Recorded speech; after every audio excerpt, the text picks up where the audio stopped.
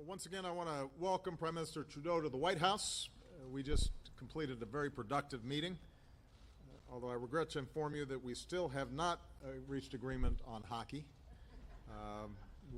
but it is not interfering with the rest of our bilateral relationship.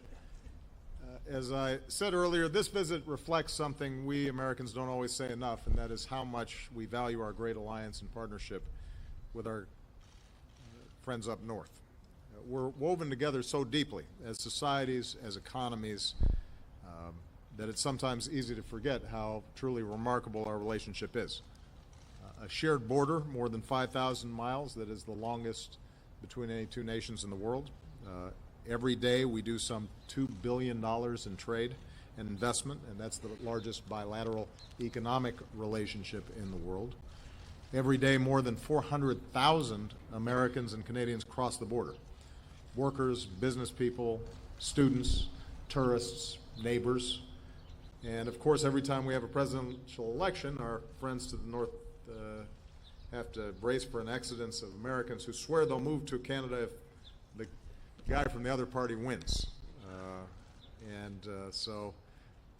But typically it turns out fine.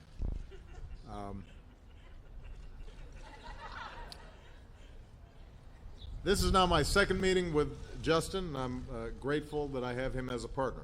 We've got a common outlook on what our nations can achieve together. He campaigned on a message of hope and of change. His positive and optimistic vision is inspiring young people. At home, he's governing with a commitment to inclusivity and equality. On the world stage, his country is leading on climate change and cares deeply about development. So from my perspective, what's not to like? Of course, no two nations agree on everything. Our countries are no different. But in terms of our interests, our values, how we approach the world, few countries match up the way the United States and Canada do.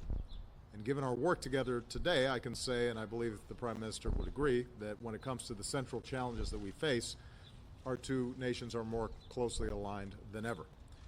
We want to make it easier to trade and invest with one another.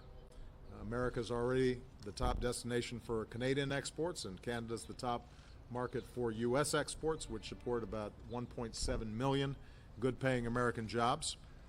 When so many of our products, like autos, are built on both sides of the border in an integrated supply chain, this co-production makes us more competitive in the global economy as a whole, and we want to keep it that way. So we've instructed our teams to stay focused on making it even easier for goods and people to move back and forth across the borders, including reducing bottlenecks and streamlining regulations.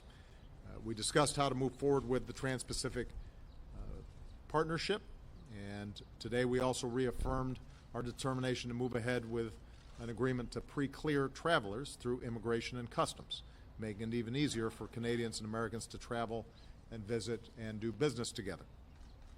As NATO allies, we're united against the threat of terrorism. Canada is an extraordinarily valued member of the global coalition fighting ISIL, tripling its personnel to help train and advise forces in Iraq, stepping up its intelligence efforts in the region, and providing critical humanitarian support. We're working closely together to prevent the flow of foreign fighters, and today we agreed to share more information, including with respect to our no-fly lists and full implementation